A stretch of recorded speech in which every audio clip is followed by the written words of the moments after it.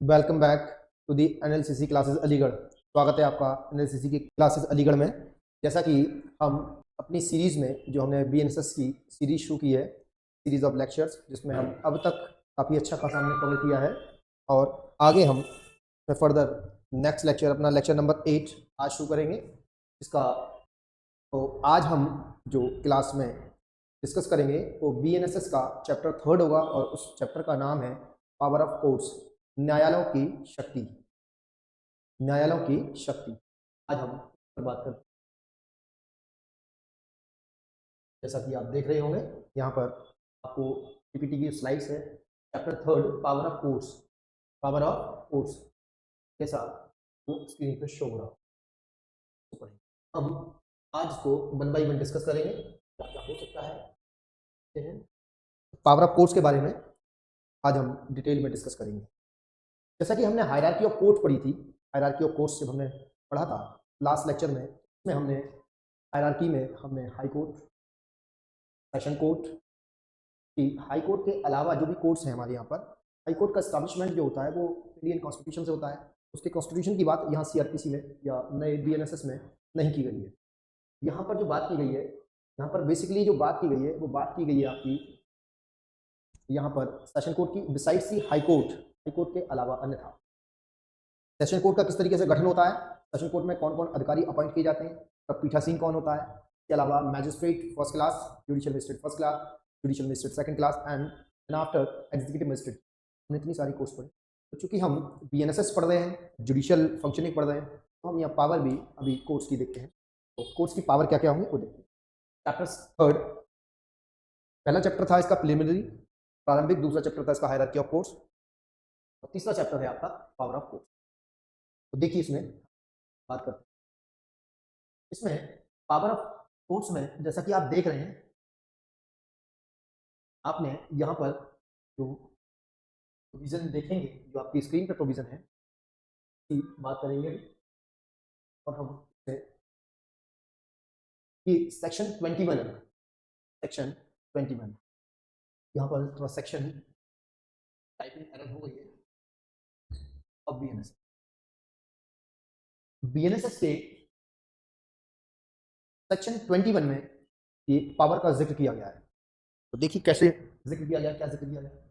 Subject to the other provision of this Sanhita, इस BNSS के अन्य उपबंधों के अधीन रहते हुए, क्या ये 21 कहता है subject to the other provisions of this Sanhita, इस बीएनएसएस के, इस कानून के अन्य उपबंधों के अधीन रहते हुए, एनी ऑफिसर अंडर दी भारतीय न्याय संहिता 2023 में बी ट्राइड बाई, कोई भी अपराध ये बीएनएसएस, ऐसा ही प्रोविजन पुरानी आईपीसी में हुआ करता, सॉरी सीआरपीसी में हुआ करता था। सेम इसी तरीके का प्रोविजन देखेंगे आप, कहाँ होता था, पुरानी वाली सीआरपीसी में। कोई भी अपराध, एनी ऑफेंस अंडर भारतीय न्याय संहिता, यहाँ पुरानी वाली जब सीआरपीसी पढ़ते तो यहाँ पर आईपीसी 1860 लिखा हुआ। कोई भी अपराध, एनी ऑफेंस अंडर दी भारतीय न्याय संहिता, कोई भी ऐसा अपराध जो भारतीय न्याय संहिता के अधीन है, मे बी ट्राइड बाई, उसका ट्रायल, उसका विचारण किया जा सकेगा। किसके द्वारा विचारण होगा, या तो हाई कोर्ट के द्वारा, या तो सेशन कोर्ट के द्वारा, या फिर any other court by which such offence is shown in the first schedule to be tribal. ये कह रहे हैं, ये प्रोविजन 21 सेक्शन 21 का क्लॉज ए ये कहता है कि इसमें कोई भी ऐसा अपराध जो भारतीय न्याय संहिता, पुरानी वाली आईपीसी, पुरानी वाली सीआरपीसी क्या कहती थी, पुरानी सीआरपीसी ये कहती थी कि इसमें आईपीसी में किया गया कोई भी अपराध या आईपीसी का कोई भी अपराध, उसका विचारण आपकी क्रिमिनल प्रोसीजर कोड या सीआरपीसी के तहत या तो हाई कोर्ट, या तो सेशन कोर्ट, या फिर वो कोर्ट जिसको कि पुरानी वाली सीआरपीसी या नए वाले बीएनएसएस में क्या किया गया है कि फर्स्ट शेड्यूल में दर्शाया गया। अब चूंकि पुराना कोड वजूद में नहीं है तो हम उसको बार बार रिपीट नहीं करेंगे, लेकिन प्रोविजन सेम ही है इसलिए बता रहा हूँ।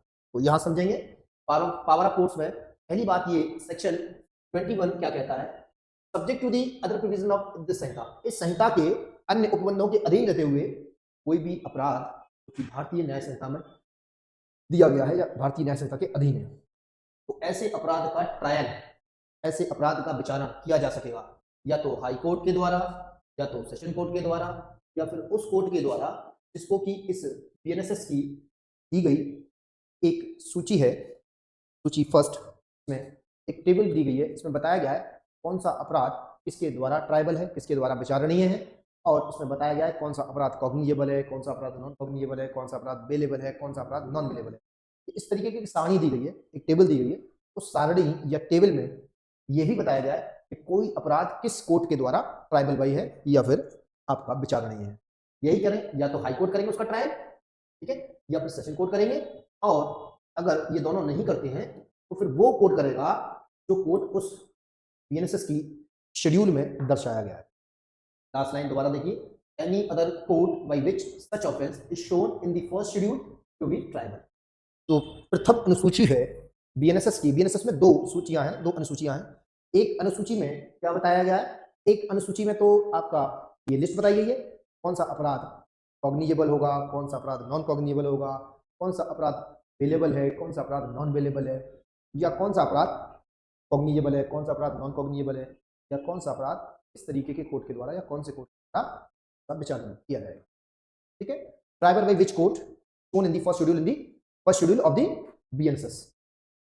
तो ये बात समझ में आई, कोई भी ऐसा अपराध जो कि बीएनएस 2023 के अधीन है, इस अपराध को कौन ट्राई करेगा, ट्राई कौन करेगा, ट्राई करना ट्रायल कौन करेगा इसका। तो आप कहिए तीन कोर्ट है आपके पास, पहला हाई कोर्ट, दूसरा सेशन कोर्ट, तीसरा वो कोर्ट जो कहाँ बताया है फर्स्ट शेड्यूल में। ये तीनों करेंगे, इसके अलावा कोई चौथा कोर्ट नहीं है जो करेगा। ठीक, लेकिन ध्यान दें वो अपराध कैसा होना चाहिए, बीएनएस में दिया गया अपराध होना चाहिए। किसी और किताब की बात नहीं कर रहे हैं, सिर्फ और सिर्फ एक्सक्लूसिवली दिस ऑफेंस या this type of offence covered exclusively under BNS. ऐसा अपराध अनन्यतः है भारतीय न्याय संहिता की परिधि के अधीन होना चाहिए। Provided that any offense under section 64, 65, 66, 67, 68, 69, 60, 70, 71 भारतीय न्याय संहिता 2023 shall be tried as far as practicable by court presided by a woman, by a। ऐसा क्यों कह रहे हैं भाई, ऐसा क्यों कह रहे हैं? हमने इससे पहले एक चीज जानी थी, अब थोड़ा सा यहाँ पर हम जान लेते हैं क्या करें, तो हम जान लेते हैं क्या करें। तो सेक्शन 64 की बात की गई है, सेक्शन 65 की बात की गई है, सेक्शन 66 की बात की गई है, सेक्शन 67 की, सेक्शन 68, 69, 70, 72 इनकी बात कर रहे हैं, तो किसकी, बीएनएस की, बीएनएस की। यानी कि भारतीय न्याय संहिता की धारा 64, 64, 65, 66, 67, 68, 69, 70 एंड 71, ये जितने भी ऑफेंसेस दिए गए इन धाराओं में, कौन सी धाराएं देखो, 64, 65, 6, 7, 8 और 69, 70 एंड इनमें जितने भी ऑफेंसेस हैं ये किसके अगेंस्ट है, against the women, against the women.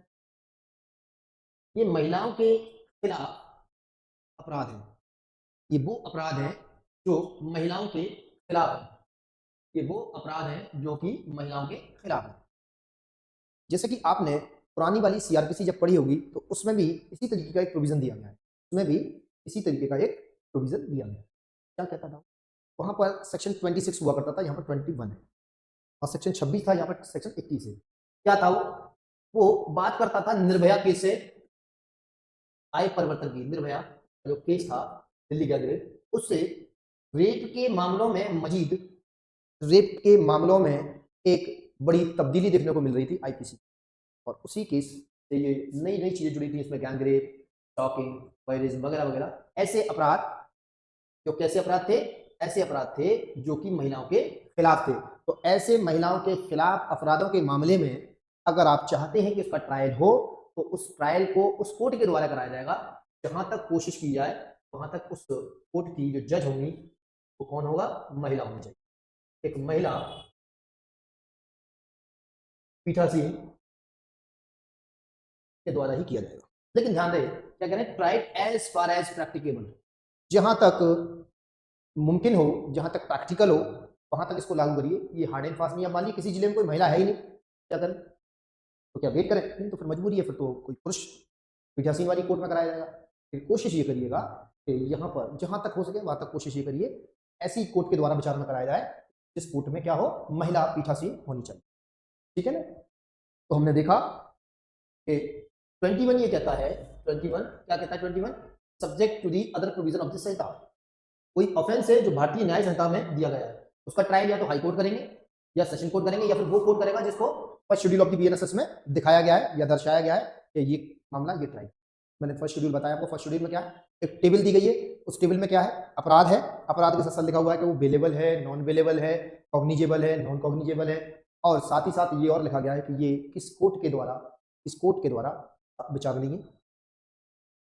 तो which court tribal by this type of case of BNS. तो उसमें बताया गया है किस तरह के केसों को कौन कौन सी कोर्ट आपको ट्राई करें। इसी के साथ साथ ये प्रोविजो लगा हुआ है, ये प्रोवाइडेड जो लगा हुआ है प्रोविजो, ये प्रोविजो जो लगा हुआ है, इस प्रोविजो में बताया गया है सेक्शन 64, 65, 66, 67, 68, 69, 70, 71 इनसे रिलेटेड बीएनएस की, ये बीएनएस की धारा है, ये बीएनएस की धारा है, नई आईपीसी की धारा है, इनसे रिलेटेड कोई ऑफेंस है। ये ऑफेंस है कैसे, ये महिलाओं के खिलाफ अपराध है। अगर इस तरह के महिलाओं के खिलाफ अपराधों के मामले में, तरह के महिलाओं के खिलाफ अपराध के मामले में ऐसे अपराधों का विचारण जहां तक मुमकिन हो वहां तक ऐसे न्यायालय द्वारा किया जाना चाहिए जिसकी कि पीठासीन अधिकारी एक महिला हो, क्योंकि ये महिलाओं के खिलाफ अपराध है। चाहते हैं कि इसका विचारण भी महिलाओं वाली कोर्ट ही।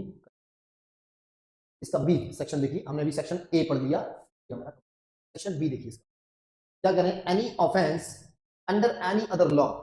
अभी तक बात किसकी चल रही थी, ऑफेंस की, बीएनएस की। बीएनएस में जो अपराधी हैं उनकी बात कर रहे हैं। अब ये क्या करें, बीएनएस के अलावा भी ऑफेंस हो सकते हैं, होते नहीं है, बहुत सारे ऑफेंस। आर्म्स एक्ट हुआ, एनडीपीएस हुआ, एससी/एसटी एक्ट हुआ, पॉक्सो हुआ, जुवेनाइल जस्टिस एक्ट हुआ, बहुत सारे एक्ट हैं आपके। ठीक है ना। ऐसे तमाम ऑफेंसेस हो सकते हैं जो बीएनएस के अलावा है। ऐसे तमाम ऑफेंसेस जो बीएनएस के अलावा दी गई कानून की किताबों में दिए गए हैं, उन्हीं की बात कर रहे हैं। क्या कह रहे हैं, any offence under any other law. Any other का मतलब क्या है, बीएनएस के अलावा, बीएनएस के अलावा, ये बीएनएस के अलावा, इसके अलावा किसी और कानून की किताब में कोई ऑफेंस दिया हुआ है तब। When any court is mentioned in this behalf in such law be tried by such court, and when no court is so mentioned may be tried by high court, any other court by which such offense is shown in the first schedule to be tried. ये क्या कह रहे हैं, इसको थोड़ा सा साफ कर दो, तो समझ लीजिए। पहली लाइन ये क्या कह रहे हैं, be tried by such court, and when no court is so mentioned may be tried। मान लेते हैं हम थोड़ी देर के लिए कि एक हम मुकदमा है आर्म्स एक्ट में, आर्म्स एक्ट 1955 में एक इलीगल पोजीशन ऑफ आर्म्स की बात कर रहा हूं, इलीगल आर्म्स पोजीशन की बात कर रहा हूं। गैर कानूनी तरीके से, अवैधिक तरीके से आपने आर्म को अपने पोजीशन में रखा हुआ, यानी कि विदाउट लाइसेंस आप कोई वेपन होल्ड करते हैं, वेपन को रखते हैं अपने पास, इसमें आपका मुकदमा हो गया है। अब इस आर्म्स एक्ट में ही बता दिया गया कि इस तरह के मुकदमे को जेएम फर्स्ट क्लास देखेंगे। ठीक है, पहली सिचुएशन। तो इसका ट्रायल कौन करेगा, लेकिन ध्यान दें आर्म्स एक्ट कोई बीएनएस तो है नहीं, बीएनएस के अलावा ही तो कानून पढ़ना है। तो बीएनएस में तो दिया नहीं है, अगर बीएनएस में दिया होता तो ये वाला नियम फॉलो होता, या तो हाई कोर्ट करता या फिर सेशन कोर्ट, कोई और कोर्ट जो बीएनएस की फर्स्ट शेड्यूल में बताया गया वो ट्राई करते। लेकिन चूंकि ये जो एक्ट है हम जिसको पढ़ रहे हैं, ये एक्ट आपका बीएनएस 2023 तो नहीं है, ये आर्म्स एक्ट 1925 है, आर्म्स एक्ट 1925 है। तो इस आर्म्स एक्ट के ऑफेंस में जिस धारा में इसका उपबंध है, उस धारा के उपबंध में ये शामिल कर दिया गया है कि इस तरह के अपराध को judicial magistrate first class trial करेगा। तो ठीक है, फिर ये वाला नियम लागू नहीं करेगा, फिर ये जेएम फर्स्ट क्लास ही में एप्लीकेबल होंगे ट्रायल कराने के। क्यों ये कह रहे हैं ना, be tried by such court and when no court is, when any court is mentioned in this behalf in such law, ये वाले लॉ में मेंशन किया गया जेएम फर्स्ट क्लास, तो जेएम फर्स्ट क्लास। और मान लीजिए इस आर्म्स एक्ट में ये मेंशन ना होता तो फिर क्या होता, तो फिर इसी पैरामीटर से ट्राई किया जाता है, या तो हाई कोर्ट ट्राई करता है या फिर वो कोर्ट जो कि फर्स्ट शेड्यूल में बता दिया गया है। ठीक, बात समझ में आई? क्या कह रहे हैं, या तो वो न्यायालय ट्राई करेगा जिस स्पेसिफिक कोर्ट में उस न्यायालय को बता दिया गया है। लेकिन ये कब बताया गया है, ये उन मामलों में अप्लाई करेगा जिन मामलों में अपराध जो घटित हुआ है या अपराध जो कारित किया गया है वो बीएनएस की परिधि में ना आता हो, ये बीएनएस में ना गिरे। ठीक है, अब वो बीएनएस में नहीं है तो किसी और कानून की किताब में होगा। हाँ, किसी और कानून की किताब में दिया गया है इसको, तो और कानून की किताब में दिया गया, तो ये देखिए सबसे पहले उस कानून की उस किताब में क्या जहां पर अपराध के बारे में बताया गया है या उसमें कहीं ये लिखा हुआ है कि इस तरह का मामला कौन सा कोर्ट ट्राई करेगा, कौन सा कोर्ट विचार करेगा, उस पर विचारण करेगा। अगर उसमें लिखा हुआ है तो जो कोर्ट का जिक्र किया गया है, जो कोर्ट उसमें मेंशन किया गया है, स्पेशली उस कोर्ट के ही द्वारा उसका विचारण किया जाएगा। अगर उस पर्टिकुलर एक्ट के अंदर किसी कोर्ट का मेंशन नहीं किया गया या किसी कोर्ट का जिक्र नहीं है कि ये वाली कोर्ट उसमें ट्रायल करेगी, तो फिर लौट के आप यहाँ ये और बताइए कि इस तरह के मामले को या तो हाई कोर्ट ट्राई करेगा या फिर any other court by which such offence is shown in the first schedule of the two be tried. बात समझ में आई यहाँ तक? या तो हाई कोर्ट करेगा या फिर जो फर्स्ट शेड्यूल में बताया गया है करेगा। ठीक है ना, any other court by such offence is shown in the first schedule to be tried. आगे अगला point, sentences which high court and session judges may pass। वो दंड या वो सजाएं जो हाई कोर्ट या सेशन जज पास कर सकते हैं, सेशन जज दे सकते हैं। हमने इससे पहले पढ़ा सेक्शन 22 है, इससे पहले सेक्शन 21 था। सेक्शन 21 में हमने ये पढ़ा कि कौन से मामलों को कौन सी कोर्ट विचार करेगी, कौन सी कोर्ट ट्राई करेगी। पहली चीज तो हमने ये पढ़ी, तो कौन से वो मामले होंगे जिनको सेशन कोर्ट ट्राई करेगा। अरे वो बीएनएस में दिए गए सारे मामले, या तो हाई कोर्ट ट्राई करेगा या सेशन कोर्ट ट्राई करेगा या फिर वो कोर्ट ट्राई करेगा जिसको बीएनएसएस के शेड्यूल 1 में बता दिया गया है, शो कर दिया गया कि ये वाला कोर्ट उसमें। ठीक है, लेकिन ध्यान रहे इसका एक एक्सेप्शन है कि वो धारा 64, 65, 66, 67, 68, 69, 70, 71 from this section 64 to 71 of BNS से रिलेटेड अगर ऑफेंस है, अगर उससे रिलेटेड कोई ऑफेंस है और ये offence specially against the women है, इस तरह के मामलों को ट्रायल करने के लिए कोशिश करिएगा जहां तक प्रैक्टिकेबल हो, जहां तक संभव हो, ऐसे न्यायालय द्वारा कराइएगा ताकि पीठासीन। ये एक्सेप्शन था। तो क्लॉज बी ये कहता है कि अदर देन बीएनएस कोई अपराध है, बीएनएस में नहीं है वो अपराध, बीएनएस के अलावा आर्म्स एक्ट में है, एनडीपीएस में है, एससी एसटी में है, जेजे एक्ट में है, व्हाटएवर किसी भी कोड में है, लेकिन वो बीएनएस में नहीं है, बीएनएस के अलावा किसी कानून की किताब में वो दिया गया अपराध है। उस अपराध के विचारण के लिए आप ये तलाशिए कि उस स्पेशल लॉ में, उस स्पेशल कानून में क्या जिक्र किया गया है कि किस कोर्ट के द्वारा विचारण नहीं होगा। अगर उसमें मेंशन किया गया है तो वही न्यायालय उसका विचारण करेगा, अन्यथा अगर उसमें नहीं लिखा गया है तो फिर हाई कोर्ट करेगा या फिर वो कोर्ट करेगा जो कि बीएनएसएस में फर्स्ट शेड्यूल में दर्शाया है। ये आपका सेक्शन 21। अब विचारण तो हो रहा है, I am high court, I am a session court, तो मैं हाई कोर्ट होने की दशा में कौन से सेंटेंस दे सकता हूँ, कौन से दंडों को दे सकता हूँ। मैं सेशन कोर्ट होने की दशा में, जब मैं सेशन कोर्ट हूं तो सेशन कोर्ट होने की दशा में सेशन कोर्ट कितना दंड दे सकता है, क्या दे सकते हैं, क्या पनिशमेंट देने की सीमा क्या होगी, लिमिट क्या होगी, वही पढ़ेंगे 22 में। हेडिंग पढ़िए, sentences which high courts and session जजेस मे पास। हाई कोर्ट के दंड देने की शक्ति और सेशंस जज के दंड देने की मे पास। क्या कह रहे हैं, देखिए पहला क्लॉज पढ़िए, high court may pass any sentence authorised by law. उच्च न्यायालय विधि द्वारा ऑथोराइज्ड या विधि द्वारा प्राधिकृत किसी भी दंड को दे सकते हैं। जैसे बीएनएस जब आप पढ़ेंगे तो बीएनएस में जो पनिशमेंट है वो पनिशमेंट लिखिए। पहला पनिशमेंट क्या है, डेथ पेनल्टी, दूसरा लाइफ इम्प्रिजनमेंट लाइफ, तीसरा आपका इम्प्रिजनमेंट रिगरस और सिंपल, और चौथा आपका फाइन, और पांचवा आपका फॉरफीचर ऑफ प्रॉपर्टी। यही होती है पनिशमेंट। तो इसमें जो कुछ भी दंड देने की पावर है वो हाई कोर्ट दे सकता है, including the death sentence. High court विधि द्वारा प्राधिकृत हर वो दंड दे सकता है जो कि प्राइज किया जाए लॉ के साथ। बीएनएस में वो तमाम प्रकार के दिए हुए दंडों को हाई कोर्ट दे सकता है जिनको कि बीएनएस परमिट करता है। समझ गए? समझिए दोबारा से, समझ में आया होगा आपको कि लॉ में प्राधिकृत कोई भी ऐसा दंड नहीं है जो हाई कोर्ट न दे सके। हाई कोर्ट कोई भी दंड को पास कर सकता है, कोई भी दंड। असल समझने की चीज है ये वाला, ये तो आपको समझ में आएगी।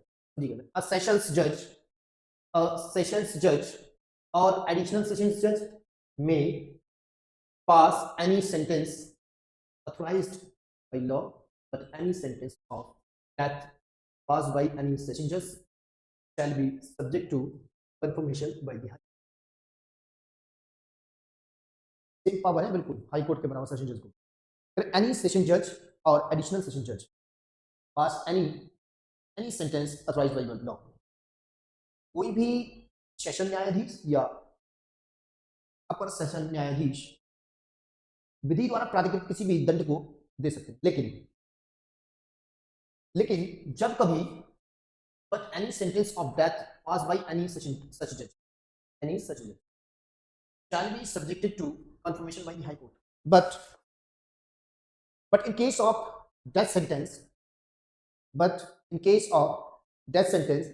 section judge and also additional section judge pass the death sentence but subject to the confirmation by the high court under chapter 30। ये पहले भी था, पहले चैप्टर 28 हुआ करता था और यहाँ पर सेक्शन 28 हुआ करता था। पुरानी वाली सीआरपीसी का ये जो सेक्शन पढ़ना है जो आज 22 है, 22 है, वो 28 हुआ करता था और ये जो चैप्टर है वो चैप्टर 28 हुआ करता था। बात समझिए, बहुत आसान भाषा में। हाई कोर्ट कोई भी दंड दे सकता है जिसको कि लॉ में बताया गया। लॉ में कितने दंड बताए गए? ये 5 तरीके के दंड बताए गए, 5 ही प्रकार के दंडों का प्रावधान है। ये 5 में से कोई भी दंड दे सकते हैं हाई कोर्ट, लेकिन सेशन जज और एडिशनल सेशन जज भी विधि द्वारा प्राधिकृत किसी भी दंड को दे सकते हैं। लेकिन ये मृत्यु दंडादेश के मामले में दंडादेश तो पारित कर सकते हैं, लेकिन ऐसा मृत्यु दंडादेश पारित करने का आदेश ये कंफर्मेशन के अधीन होगा हाई कोर्ट के। जब तक हाई कोर्ट कंफर्म नहीं कर देंगे तब तक उसको एग्जीक्यूट नहीं कराया जा सकता। ये इस तरीके की चीज कहां बताई गई है? चैप्टर 30 ऑफ बीएनएस में। ये चैप्टर 30 सेक्शन 407 से लेकर 412 तक फैला हुआ है, आप अपने बैरेक्ट में देख सकते हैं। यानी कि ये जो दंड देने की ताकत है, शक्ति है, वो हाई कोर्ट की एब्सोल्यूट है। कोई भी दंड देते हैं परफेक्ट एकदम, कोई कंफर्मेशन की जरूरत नहीं। लेकिन वहीं अगर हम बात करते हैं सेशन जज और एडिशनल सेशन जज की, तो इनको दंड देने के लिए प्राधिकृत तो किया है किसी भी दंड को, लेकिन एक बार लगा रखा है कि जब भी आप डेथ पेनल्टी का दंड देंगे, जब भी आप क्या देंगे, मृत्यु दंडादेश देंगे, तो पहले अपनी इन कार्यवाहियों को, अपने इस ट्रायल की जो डेथ सेंटेंस दिया है आपने, इस सेंटेंस को कंफर्म करा दीजिएगा हाई कोर्ट से। कंफर्मेशन का मतलब क्या होता है? वो चैप्टर 30 में बताया गया है और सेक्शन 407 से लेकर 412 तक ये चीजें इसमें क्या है, इसमें हाई कोर्ट को उस तमाम कार्यवाहियों को एक सील बंद लिफाफे में पैक कर उसके कागजों को कौन भेजता है? हाई कोर्ट को। वो सेशन कोर्ट भेज देता है जिसमें कि डेथ सेंटेंस किया हुआ।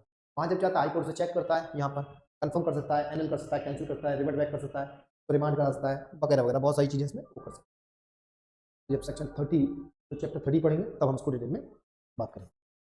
तो ये आपका कौन कौन से सेंटेंस हाई कोर्ट और सेशन जज पास कर सकते हैं आपको पता होना चाहिए।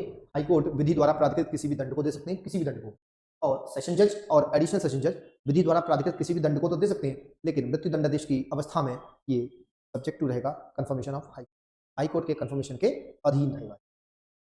और इस तरीके की कार्यवाहियां इस बीएनएसएस के चैप्टर 30 और बीएनएसएस 407 टू 412 में बताया गया। बीएनएसएस के अध्याय 30 के अंदर बताया गया, जो कि विस्तृत है धारा 407 से लेकर 407 तक। ये हमारा यहाँ तक सेक्शन 22 तक। आगे बढ़ते हैं। यहाँ से प्रीलिम्स में भी सवाल आता है, मेंस में भी सवाल आता है। ठीक है, मेंस में जब भी ये पूछेगा कौन कौन से दंडादेश दिए जाते हैं, मान ली सेशन जज का पूछ ले और एडिशनल सेशन जज का पूछ ले, प्रॉब्लमेटिक बनाकर पूछ सकता है। जैसे कि पूछ लेता है कि एक मामले में सेशन जज क्या करता है, एक्यूज को मृत्यु दंड का आदेश देता है, तो इस पर एक संक्षिप्त नोट लिखिए कि उसके मृत्यु दंड का क्रियान्वयन कैसे किया जाएगा, उसका एग्जीक्यूशन कैसे होगा। एग्जीक्यूशन करने की बात आएगी तो एग्जीक्यूट थोड़ी होता है, पहले कंफर्म कराइए। यहाँ पर जाकर चैप्टर 30 में जाकर सेक्शन 407 से लेकर 412 में जाकर उसको कंफर्म कराइए। कंफर्म कराने के बाद में ही एग्जीक्यूट होगा, यानी किसी को फांसी दी जा सकती है जब पहले कंफर्म हाई कोर्ट, उसके बाद ये बात। आगे बढ़े section 23 sentences which magistrate may pass। sentences which magistrates may pass। Magistrates कौन से दंडादेश दे सकते हैं? मजिस्ट्रेट की क्या पावर होगी, कौन कौन से दंडादेश दे सकते हैं। पहला, हमने कोर्ट भी पढ़ी थी ना, हाई कोर्ट पढ़ी, सेशन कोर्ट पढ़ी और मजिस्ट्रेट कोर्ट पावर। तो हमने दो तरह की कोर्टों की पावर जान ली। हाई कोर्ट की पावर क्या है, सेंटेंस देने की, दंड कितना दे सकते हैं, और सेशन कोर्ट की जान ली। अब मजिस्ट्रेट कोर्ट की जान ली। क्या करें, the court of a chief judicial magistrate, CGM की कोर्ट की बात कर रहे हैं, सीजीएम साहब हैं, may pass any sentence authorized by law except a sentence of death or imprisonment for life or imprisonment for a term exceeding 7 years। देखो ये सीजीएम साहब है ना, सीजीएम साहब, इनसे कहो कोई भी दंड दे सकते हो आप, कोई भी, ये तीन नहीं दे पाएंगे आप, डेथ, लाइफ इम्प्रिजनमेंट और 7 साल से ज्यादा, ये नहीं दे पाएंगे, नो। आप सीजीएम है, yes I am a CGM of any district. तो देखिए सीजीएम साहब, आप बीएनएस में दिए गए तमाम वो दंडादेश दे सकते हैं जिनके लिए आपको धारा 23 बीएनएसएस प्राधिकृत करती है। ये क्या प्राधिकृत करती है कि आप ये 3 प्रकार के दंड नहीं दे सकते, बाकी कोई भी दंड दे सकते। पहला, आप मृत्यु दंडादेश नहीं दे सकते। दूसरा, आप उम्र कैद की सजा नहीं दे सकते। तीसरा, आप क्या नहीं दे सकते, ऐसी सजा नहीं दे सकते जो 7 साल से ज्यादा हो। 7 साल तक का कोई भी दंड दे सकते हैं। क्या लिख सकते हैं, up to 7 years imprisonment as well as rigorous और सिंपल। आप 7 साल तक का कोई भी कारावास दे सकते हैं, उसमें शामिल है आपका साधारण और कठोर कारावास। आप 7 साल तक का साधारण या कठोर कारावास की सजा सुना सकते हैं, लेकिन आप कतई डेथ पेनल्टी नहीं दे सकते, ना आप लाइफ इम्प्रिजनमेंट की सजा दे सकते हैं, ना आप ऐसी कोई कारावास की सजा दे सकते हैं जिसकी अवधि 7 साल। आप फाइन कितना दे सकते हैं, आप फाइन कितना दे सकते हैं, फाइन की कोई लिमिट नहीं है, या कहीं मेंशन नहीं किया गया। फाइन कितना दे सकते हैं, अनलिमिटेड। फाइन अनलिमिटेड, अनलिमिटेड का मतलब, यहाँ अनलिमिटेड से मतलब ये नहीं है, but not excessive, not excessive. Unlimited का मतलब ये थोड़ी है कि भाई मामला है 10,000 का फाइन लगा देंगे 10 लाख का, ऐसा थोड़ी होता है। अनलिमिटेड का मतलब ये है कि मामले का जैसा भी नेचर है, उस नेचर को ध्यान में रखते हुए, उस मामले की परिस्थितियों को देखते हुए कोई भी ऐसा जो फाइन है लगा सकता है सीजीएम, जो न्याय संगत हो। ठीक है, न्याय विसंगत नहीं होना चाहिए, न्याय संगत, युक्ति को। क्लास 2 देखिए, the court of the magistrate for the first class of the first class, ये जेएमएफसी की बात कर रहे हैं। ये भाई साहब कितना दे पाएंगे, ये तो सीजीएम भाई साहब थे, ये सीजीएम भाई साहब कोई भी दंड दे सकते हैं, लेकिन 3 को छोड़कर ये भाई साहब first class, pass a sentence of imprisonment for a term not exceeding 3 years or a fine not exceeding 50,000 rupees or both, or of community services। देखो ये कह रहे हैं सजा अगर आपको देनी, सजा अप टू 3 years, फाइन के मामले में अप टू 50K, ज्यादा नहीं दे पाएंगे आप। दोबारा पढ़ते हैं क्या कह रहे हैं, the court of the magistrate of the first class may pass a sentence of imprisonment for a term not exceeding 3 years, सजा तो 3 साल से ज्यादा नहीं दे पाएंगे, अप टू 3 years, और of a fine not exceeding 50,000 rupees, और जो फाइन होगा उस फाइन की सजा क्या होगी, वो 50,000 रुपए तक की होगी। और बोथ, या तो सजा दे दीजिए, या तो सजा दे दीजिए आप, या फिर फाइन दे दीजिए, दोनों में से कोई एक दे दो, या फिर दोनों दे सकते हैं। ये आपका विवेक के ऊपर डिपेंड करेगा, ये कोर्ट के विवेक के ऊपर डिपेंड करेगा, उसका डिस्क्रिप्शन होगा। देखो दोनों जगह और लगा हुआ है, टर्म नॉट एक्सीडिंग 3 years और फाइन नॉट एक्सीडिंग 50,000 रुपीज, और ऑफ बोथ, दोनों दो या इनमें से कोई एक दे दो, और ऑफ कम्युनिटी सर्विसेज। ये क्या बोला है, कम्युनिटी सर्विस, ये क्या बोला है, कोई ऐसा मामला समझाता हूँ, एक एग्जांपल देकर समझा देता हूँ। कोई एक ऐसा मामला मान लीजिए सामने आता है, बहुत गंभीर प्रकृति का नहीं है, और ऐसा भी नहीं है उसको हम टॉलरेट करें और उसको माफ कर दें, माफ नहीं करेंगे। हमें कोई ऐसा काम कर कोई ऑफेंस करके हमारे सामने आता है जो बहुत बड़े गंभीरता वाला विषय नहीं है, उसमें कभी कभी जस्ट कम्युनिटी सर्विस की बात कर सकते हैं, कम्युनिटी सर्विस की सजा दे सकते हैं। कम्युनिटी सर्विस होता क्या है, something beneficial to the society, service something beneficial to the society, ऐसी सर्विस जो कुछ सोसाइटी के लिए बेनिफिशियल हो। ठीक है ना, हमने कहा कि आपको क्या करना होगा, आपको ये करना होगा एक स्कूल में आपको, या किसी एक ऐसी पब्लिक वेलफेयर की जगह पर आपको 10 दिन क्या करना होगा, आपको वहां खाना खिलाना होगा, that is the community service. ठीक है ना, इस प्रकार की कोई सेवा जो समाज की भलाई के लिए हो, कम्युनिटी सर्विस। भाई आपने जो गलती की है उससे कहीं ना कहीं जो हानि हुई है वो समाज को हुई है, वो जो लॉस हुआ है, जो लॉस हुआ है वो सोसाइटी को लॉस किया है, सोसाइटी का जो पूरा ताना वाना था वो आपने खराब कर दिया, बट लेकिन but not much very grievous, वो ग्रीवियस नेचर का नहीं है, लेकिन फिर भी उससे नुकसान तो हुआ है, तो उस नुकसान को भरने तो नहीं पाएंगे हम, लेकिन एक मैसेज देंगे लोगों को कि आपने अगर इस तरीके की हरकत की तो आपको भी इसी तरीके की कम्युनिटी सर्विस करनी पड़ जाएगी। तो कम्युनिटी सर्विस का मतलब ये है, कुछ सोशल सर्विस की बात की, सोशल सर्विस। आपको सोशल सर्विस कैसी होगी, वो सोशल सर्विस ऐसी होगी उससे लोगों को, पब्लिक एट लार्ज को फायदा होना चाहिए, ठीक है ना। जैसे आपसे कह दिया कि भाई आपको क्या करना है, आपको साफ सफाई करनी है 10 दिन तक स्कूल की, बिना आप किसी पैसे के, लेकिन इसमें ध्यान रखिए कोई रिनोवेशन नहीं मिलता, इसमें पैसा नहीं मिलेगा, ये पेड सर्विस नहीं होगी, ये फ्री ऑफ कॉस्ट होगी, क्योंकि आपको सजा दी गई है, सजा के तौर पर आप करेंगे इसे, ठीक है।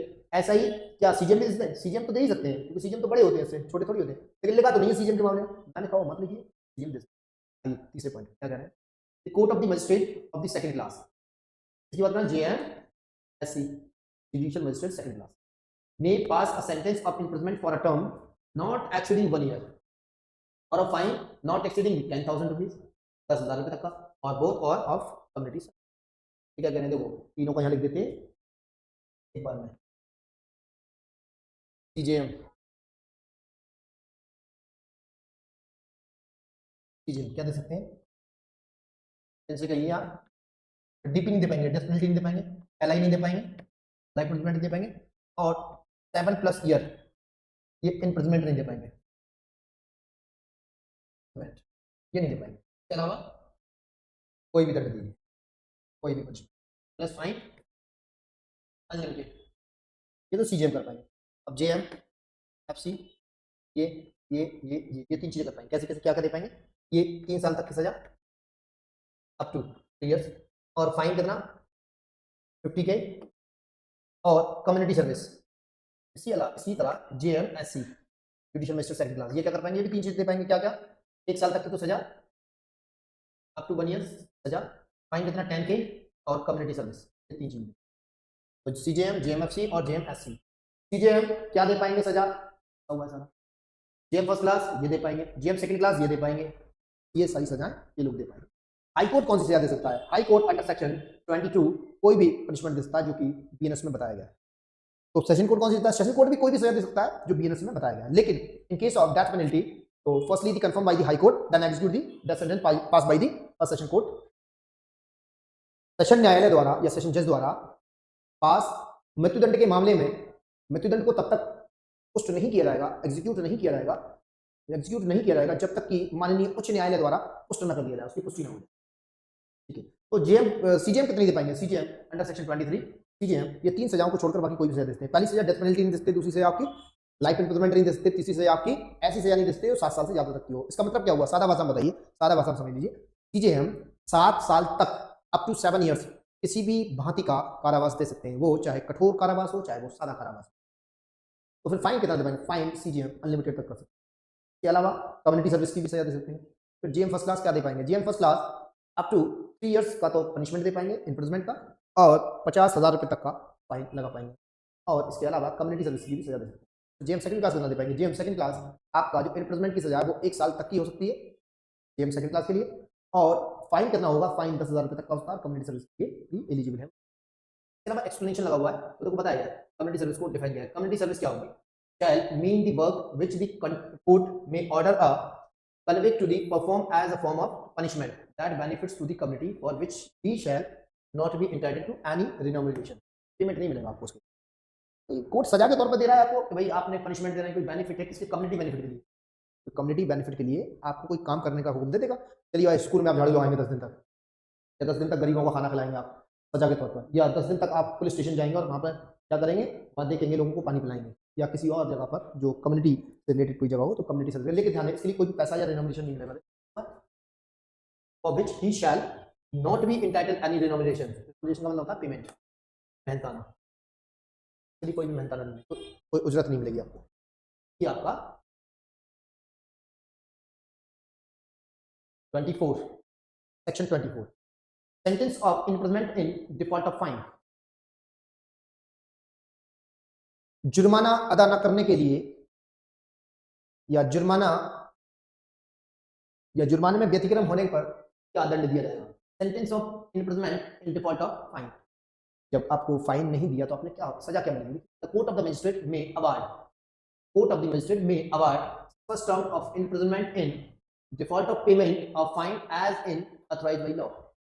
देखिए, फाइन न देने की शक्ल में मजिस्ट्रेट वो सेंटेंस अवार्ड कर सकता है, वो सेंटेंस, वो सजा सुना सकता है जिसके लिए उसको विधि ने अथॉराइज कर रखा है, लॉ ने authorise. But provided that the term is not in express of the power of the magistrate under section 23. B. Shall not where imprisonment has been awarded as part of the substantive sentence exceed 1/4 of the term of imprisonment which the magistrate is competent to inflict as punishment for the offence otherwise than as an imprisonment in default of the fine. पहला point देखिए क्या कहना है, is not in excess of the power of the magistrate under section 23. देखिए, सजा देने में एक बात का ख्याल रखिएगा, ऐसी कोई सजा ना दे देना जो सेक्शन 23 में जो पावर है ना मजिस्ट्रेट की, पावर्स को इसको एक्सीड ना कर जाए, इसको क्रॉस ना कर जाए। जैसे भाई आप जेएम सीजेएम में तो 7 साल तक ही रहना चाहिए, इससे ऊपर ना पहुंचाए सजा। जेएम फर्स्ट क्लास है तो 3 साल तक, जेएम सेकंड क्लास है तो 1 साल तक, ये इसको मत क्रॉस कर देना। ये पैरामीटर ये कह रहा है सेक्शन 23 में दिया गया parameter, in case of the default of payment में इतना पनिशमेंट ना दे देना, जो लिमिट बताई गई आपकी 23 में उसको क्रॉस मत करना, एक्सेस ना of the power of the magistrate under section 23। तो 23 में दी गई जो आपकी पावर है उसको एक्सीड ना कर देना, आप उसको ध्यान रखिए। दूसरा पॉइंट क्या कह रहे हैं, देखिए बी क्या कह रहे हैं, shall not provided that the term shall not where imprisonment has been awarded as a part of the substantive sentence। जो सब्सटेंटिव सेंटेंस था, सब्सटेंटिव का मतलब जो मेन सजा थी आपकी, जैसे मसलन मान लीजिए चोरी है, चोरी की मैक्सिमम पनिशमेंट कितना, 3 साल 3 इयर्स है। इसके सब्सटेंटिव, इसके अलावा उसमें लिखा हुआ फाइन और करेंगे, आप फाइन कर सकते हैं, करिए फाइन। तो सब्सटेंटिव जो पोर्शन है उसका पार्ट है इसका पनिशमेंट का, exceed 1/4 of the term of imprisonment which the magistrate is competent to inflict as punishment for the offence otherwise than as imprisonment in default of the payment of the fine। अरे आप कितना दे सकते हैं, 1/4 दे सकते हैं इसका जो सब्सटेंटिव है, समझ लीजिए। मान लीजिए मैं मजिस्ट्रेट था, एक चोरी के मामले को मैं देख रहा था, मैंने इस चोरी के मामले में किसी व्यक्ति को 2 साल की सजा सुना दी, मैक्सिमम कितनी देता हूं चोरी में, 3 साल, 2 साल की सजा सुना दी प्लस 1000 रुपए का, ठीक है मान लेते हैं। इस आदमी ने फाइन नहीं दिया, फाइन नहीं दिया तो मैजिस्ट्रेट 23 में एक पैरामीटर है ना मजिस्ट्रेट का, यस मजिस्ट्रेट में फर्स्ट क्लास है, कौन सा first class magistrate, first class करना देता है, मैक्सिमम 3 साल तक की सजा दे सकता है और 50,000 तक का जुर्माना लगता है, लगाया सजा मैंने 2 साल तक की दी है। तो ये क्या कह रहे हैं, देखिए where imprisonment has been awarded as a part of the substantive sentence exceed 1/4 of the term of the imprisonment, 1/4 से ज्यादा नहीं होना चाहिए। इसका जो सब्सटेंटिव है, सब्सटेंटिव चोरी के लिए कितना, 3 साल, तो 3 साल का 1/4 निकालिए, कितना होता है 3 का 12 × 36, 4 9 महीना 9 माह 9 मंथ्स। इस फाइन के लिए, इस वाले फाइन के लिए, डिफॉल्ट ऑफ पेमेंट के लिए कितना दिया जाएगा, 9 मंथ्स मैक्सिमम, ज्यादा नहीं देते क्योंकि 1/4 ही दिया जाएगा, ज्यादा नहीं जाएगा। तो अब टोटल सजा उसकी कितनी हो जाएगी, चोरी की सजा कितनी दी थी मैंने उसे, 2 साल प्लस 9 मंथ्स। 9 मंथ्स जो सजा है ये डिफॉल्ट ऑफ फाइन के लिए, डिफॉल्ट ऑफ पेमेंट, ये फाइन के लिए, बात समझ में आई, सीधी सी बात है, समझ लीजिए कि अगर डिफॉल्ट ऑफ फाइन में अगर कोई मजिस्ट्रेट क्या करते, किसी को सजा देते, तो पहली बात तो ये ध्यान रखिएगा जो 23 में जो लिमिट दी गई है ना, उनकी जो पावर है, पावर का एक पैरामीटर है, लिमिट है, उसको क्रॉस मत करिएगा। जैसे कि अगर आप 3 साल की सजा दे सकते हैं तो 3 ही साल की दे सकते हैं, चाहे वो डिफॉल्ट ऑफ फाइन को मिला करके। सीजीएम में तो 7 साल तक की, जेएम सेकंड क्लास में तो 1 साल तक की।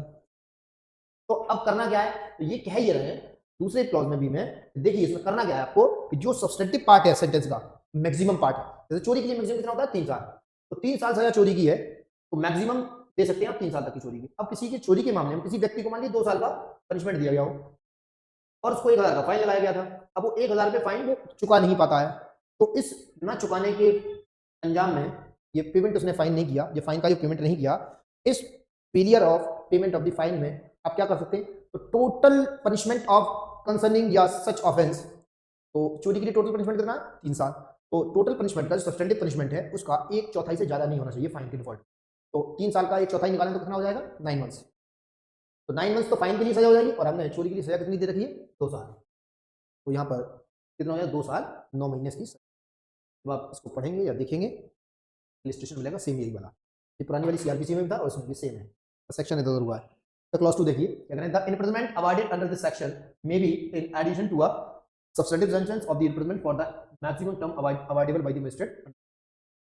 एडिशन में होगा, इसके अलावा सब्सटेंटिव सेंटेंस के अलावा होगा of the imprisonment for the maximum term awardable by the magistrate under section 23, उसके अलावा होगा।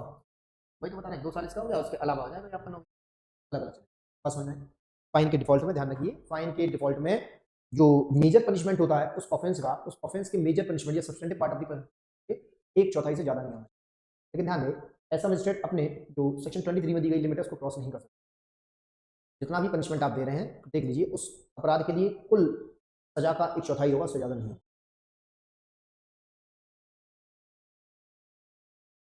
25।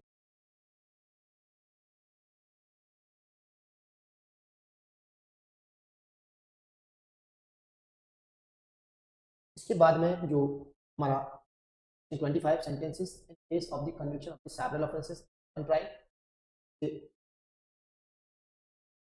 बाद सेक्शन 20 आपका मोड ऑफ कंफर्मिंग पावर्स, के बाद हमारा power of office officer appointed, के बाद ये हमारा विड्रॉल ऑफ पावर्स है, के बाद हमारा पावर ऑफ जजेस and magistrate cyber will be ये हमारा सबका। अभी हमने कितना पढ़ा, ये हमने 24 तक पढ़ा। अब हम जो कल वाली क्लास होगी 25, 6, 27, 28 के बाद अगला चैप्टर शुरू होगा। अगला जो लेक्चर होगा हमारा 25 से शुरू होगा। और अगर हमारा सेशन पसंद आता है आपको, प्लीज़ हमारे चैनल को सब्सक्राइब करें, हमारे चैनल को लाइक करें, शेयर करें अपने दोस्तों के साथ। अगर किसी भी तरीके की कोई क्वेरी है, कोई क्वेरी है आपकी, कोई जानना है या कोई सवाल है, कुछ भी चीज़ हमारी पढ़ाई समझ में नहीं आती है, तो आप हमारे कमेंट बॉक्स में या पूछ सकते हैं। और अगर आपको हमारे पढ़ाने का तरीका अच्छा लगता है तो प्लीज़ हमें सब्सक्राइब करें, लाइक करें, शेयर करें। और हमारे पेड कोर्स से जुड़ने के लिए स्क्रीन पर दिए गए नंबर को आप क्या कर सकते हैं, दिए गए नंबर को आप स्क्रीन पर दिए गए नंबर पे आप कर सकते हैं, हमें कॉल कर सकते हैं या हमें फॉलो कर सकते हैं NLCC classes underscore at NLCC underscore classes, या फिर हमें यूट्यूब पे भी हमें इंस्टाग्राम पे हमें फॉलो कर सकते हैं। और हमारे पेड कोर्स से जुड़ने के लिए स्क्रीन पर दिए गए नंबर पर आप कॉल कर हमें पेड कोर्स से जुड़ सकते हैं या फिर हमारे ऑफिस में। धन्यवाद।